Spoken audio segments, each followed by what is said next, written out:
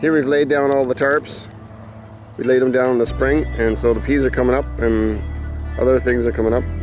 But we laid a 3-foot tarp down, or 4-foot, and leave a 6-inch space. And the tarps are laid down, so we put the staples on the end first. So we staple one end, and then go to the far end and put the staples in the far end, and then straighten it out. And once it's straight, then with the staples on both ends, then we start stapling the center. So we'll put a couple staples in the center. So on one side in the center, we'll staple it and make sure we don't move the straightness. And once the couple of staples are in one side, then we staple the whole one side. And then once the one side's stapled, then we move to the other side and staple that side. But you stretch it out with your feet. So when you're nailing them in, you stretch them out with your feet so that it's tight, and then you can put the staple in with the hammer. It's a sod staples. And we get our materials and ground cover from Irrigation Plus in Ontario. And so for tomatoes, we use 4-foot wide tarps, and you'll see there's 4-foots over there. Those are for the tomatoes, and we're using actually a disposable plastic this year, maybe a plastic mulch for the tomatoes, to see how it works, and hopefully it works good. And the regular tarps, which are found in a nursery, these are what they put the pots on in the nursery. They last up to 10 years. So we reuse them, take them off in the fall, and put them on in the spring over and over again. And it saves a massive amount of weeding. I mean, we'll weed within the row a little bit.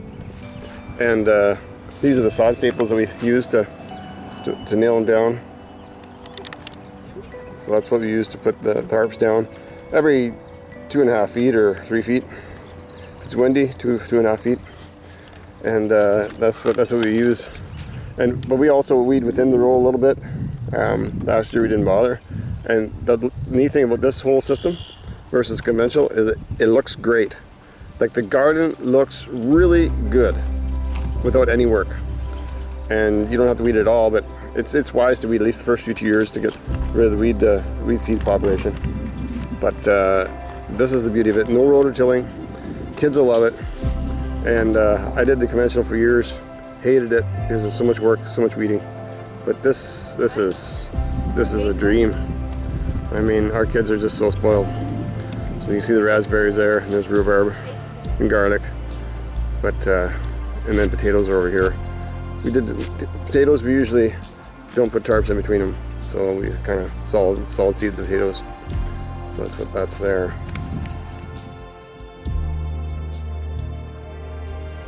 Charlene's been planting the peppers, and we staple the peppers with plastic around them, and that's what we have done the tomatoes in the past.